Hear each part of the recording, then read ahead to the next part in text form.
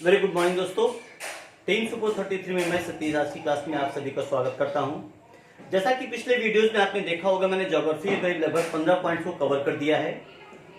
तो कहीं ना कहीं सफलता पाने के लिए आवश्यक है कि आपको जीके के हर सेक्शन पे कहीं थोड़ा थोड़ा समय देना होगा, मुझे भी देना होगा, ताकि आपका जीके का हर पार्ट मैं अच्छे से तैयार करा सकूं।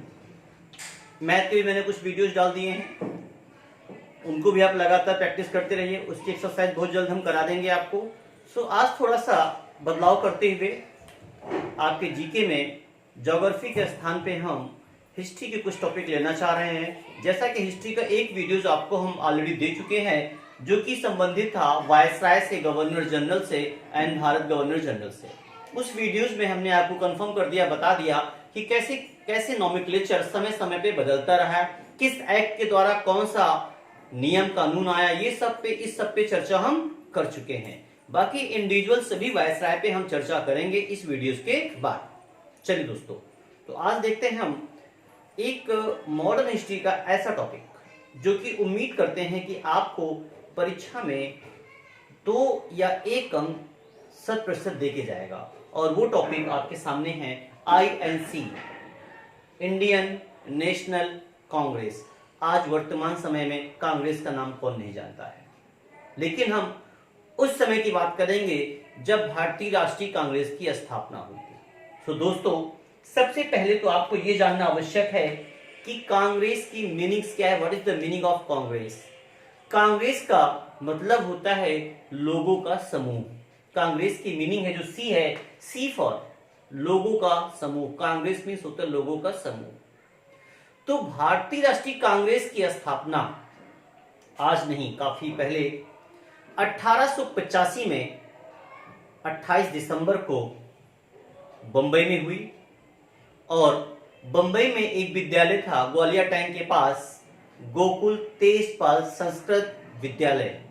यहां पर इसकी नींव रखी गई और इसके नींवकर्ता थे आपके A.O.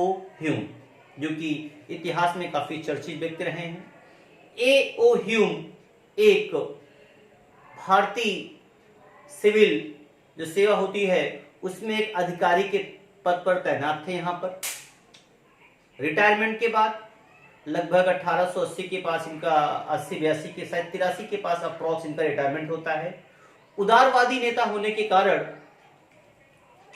इन्होंने भारत में INC भारतीय राष्ट्रीय कांग्रेस की स्थापना की और ये INC के संस्थापक कहलाए।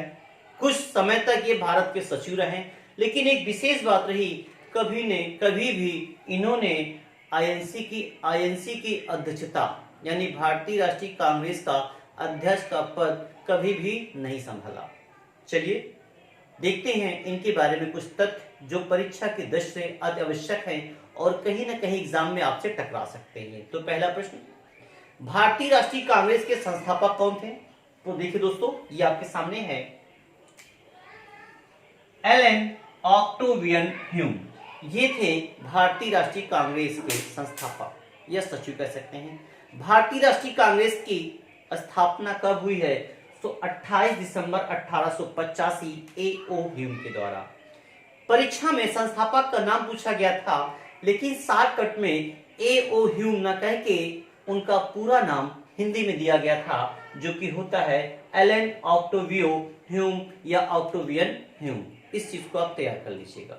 आगे पूछा जाता है कहां हुई स्थापना?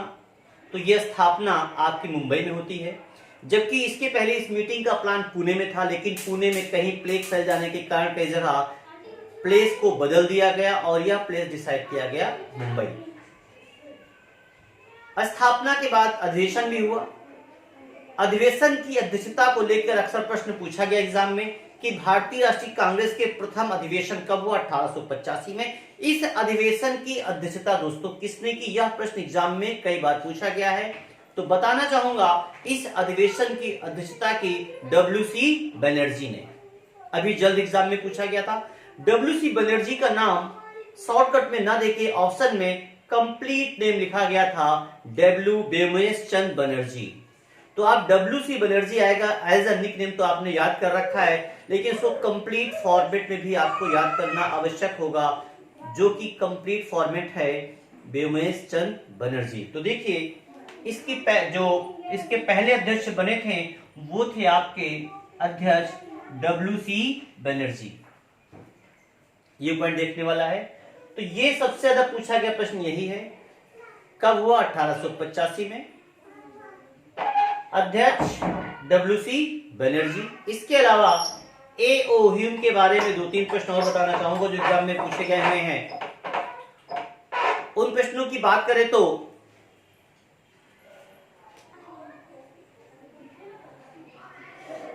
जी हाँ दोस्तों, मैं बात कर रहा था कि A.O. ह्यूम के बारे में कौन से प्रश्न एग्जाम में पूछे गए हैं, पूछे जा सकते हैं। तो इनको चूंकि शिमला में आके बसे हुए थे तो इनको हर्मिट ऑफ शिमला भी बोला जाता है। इसके अलावा भारत में इनको पक्षी विज्ञान का जनक भी जाना जाता है और ये मूलतः स्कॉटलैंड के निवासी थे। चलिए अन्य क्वेश्चन देखते हैं जो यहाँ से परीक्षा में कहीं ना कहीं पूछे जा सकते हैं। उनमें से देखिएगा, इसका द्वितीय अधिवेशन जो आपको हुआ था 1886 में,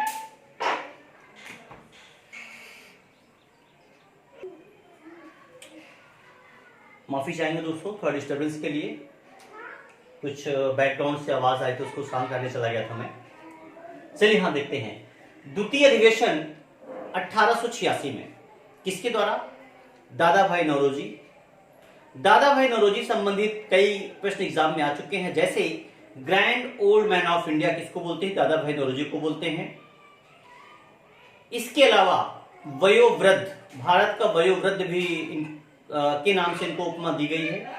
और ये पहले पारसी थे जिन्होंने आईएनसी की अध्यक्षता की और इन्होंने ही इस आईएनसी का कह सकते हैं नॉमिक्लेचर किया। क्यों? आईएनसी पहले आईएनसी नहीं था दोस्तों, इसका पहले नाम था INU, इंडियन नेशनल यूनियन। तो दादा भाई नौरोजी की सलाह पे ही इनका नाम बदलकर आईएनसी किया गया। दादा भाई नौरोजी की सलाह पर ही इनका नाम ये चेंज किया गया। और एक बड़ा अच्छा प्रश्न और पूछा गया, SN बनर्जी जब पहला अधिवेशन हुआ था या द्वितीय अधिवेशन हुआ था तो दोनों अधिवेशन में SN बनर्जी, सुरेंद्रनाथ बनर्जी जी शामिल नहीं हुए थे। यह प्रश्न एग्जाम में पूछा गया था कि दिए गए व्यक्तियों में से वह कौन महान व्यक्ति था जो कि भारतीय राष्ट्रीय कांग्रेस के अधिवेशन के प्रथम अधिवेशन में शामिल नहीं हुआ? तो सुरेंद्रनाथ बनर्जी थे। द्वितीय में भी शामिल नहीं हुआ था, द्वितीय में भी शामिल नहीं हुआ था, ये भी जान लीजिएगा। चलिए आगे देखते हैं। द्वितीय अधिवेशन में डफरिन ने सभी आईएनसी के मेंबरों के लिए एक पार्टी रखी थी, उस पार्टी में भी आपके सुरेंद्रनाथ बनर्जी जी शामिल नहीं हुए। सो देखते हैं इसके अलावा अन्य कौन से प्रश्न हैं जो यहां से आ सकते हैं। चलिए दोस्तों ये देखिए, इसके बाद अगला अधिवेशन होता है 1887 में, तीसरा अधिवेशन है। इसकी अध्यक्षता बदरुद्दीन तैयब जी ने की। पहले बंगाली बनर्जी साहब ने, दूसरा पारसी, तीसरा मुस्लिम। इस प्रकार हर संप्रदाय के लोगों को बराबर मौका दिया गया ताकि आईएनसी के अध्यक्ष पद को लेके मन में कहीं ये ना है कि एक ही संप्रदाय के द्वारा इसकी अध्यक्षता की जा रही है।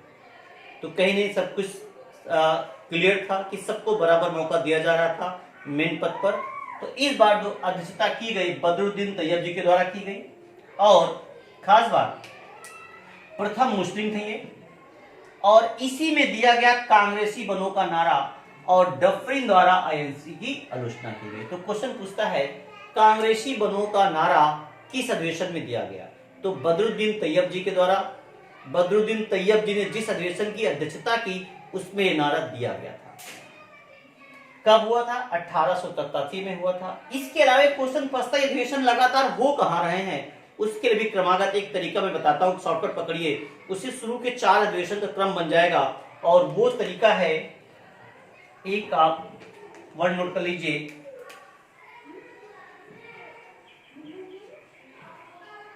बकमई, यह लगातार क्रम है चारों अधिवेशन का। पहला अधिवेशन बी फॉर बॉम्बे, ये बता चुका हूं मैं। दूसरा अधिवेशन का फॉर कलकत्ता, अभी जो नौरोजी साहब ने।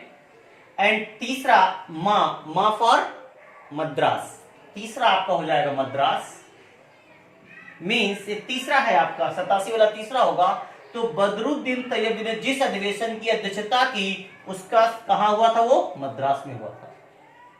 सेकंड वाला कहां हुआ था, कलकत्ता में, दादा भाई नौरोजी इसके पहले वाला। और पहला हुआ था आपका बॉम्बे में। आगे चलते हैं।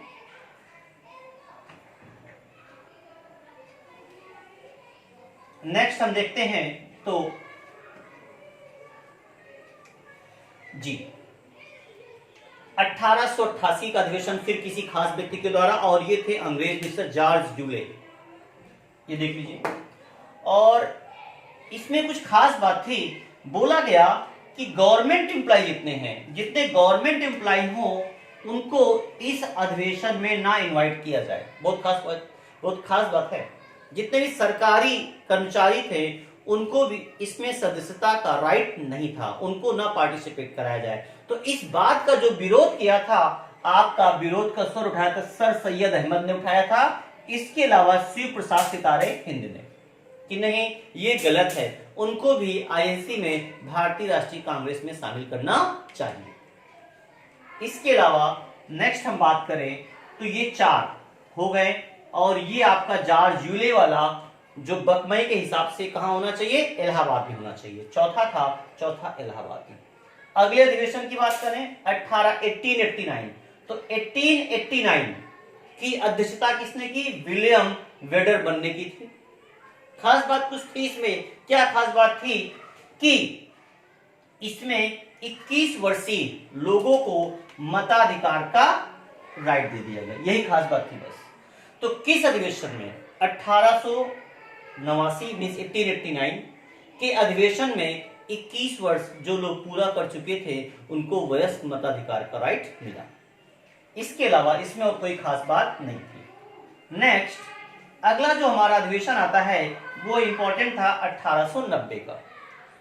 1890 के अधिवेशन की अध्यक्षता की थी फिरोज शाह मेहता ने की थी।